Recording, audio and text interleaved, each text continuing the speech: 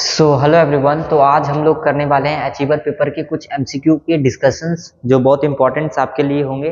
तो आज हम लोग करने वाले हैं डिस्कशन जो हमारा होने वाला है वो क्लास 9 का आपका जो एमसीक्यू था 5-6 एमसीक्यू।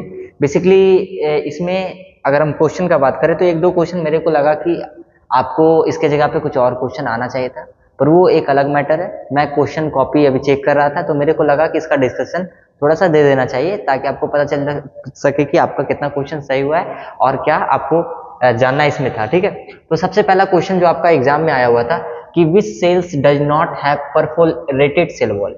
ठीक है, तो अगर हम देखें कि कौन सा सेल्स में परफोरेटेड सेल वॉल नहीं होता है तो आपका कंपेनियन सेल्स में भी होता है, शिप ट्यूब्स में भी होता है, वेसल्स में भी होता है। पर ट्रैकिड्स का बात करते हैं तो ट्रैकिड्स में आपका cell does not have perforated cell wall. तो आपका ये ट्रैकिड्स ऑप्शन हो जाएगा।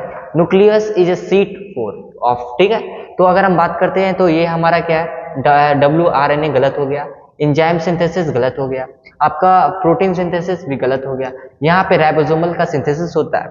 फिर ये तीसरा क्वेश्चन अच्छा क्वेश्चन है और बहुत इजी क्वेश्चन है कि middle lamella is formed of. तो सेलुलोज का नहीं होता, हेमिसेलुलोज का नहीं होता, लिग्निन का नहीं होता, ये कैल्शियम पैक्टेट का होता है। अब हमारे पास नेक्स्ट क्वेश्चन जो है ligament connect bone to bone with bones. ये बहुत इजी क्वेश्चन था।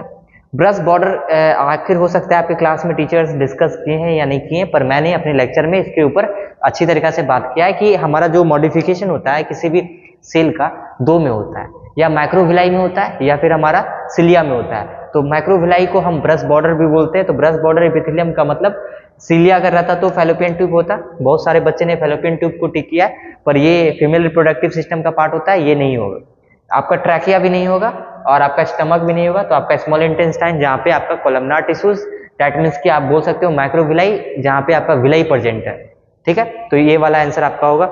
अब उसके बाद आपके पास है water conducting tissues generally present in a gymnosperms. तो जिम्नोस्पर्म्स का बात किया इसलिए इसका ऑप्शन ट्रैकिड्स हो जाएगा। ठीक है, तो आई थिंक एक दो क्वेश्चन मेरे को लगा, जैसे ये क्वेश्चन हो गया ब्रश बॉर्डर, अगर क्लास में सर नहीं समझाया तो दैट्स डजंट मैटर, तो उसको छोड़ो।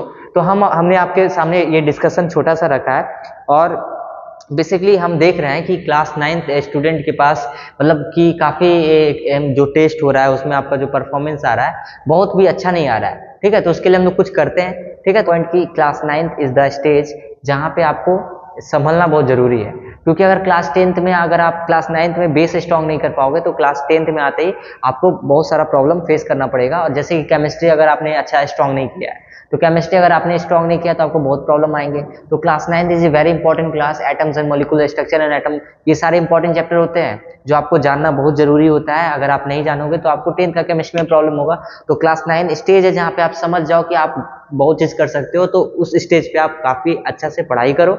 तो हम लोग नेक्स्ट सेशन में मिलते हैं। Thank you.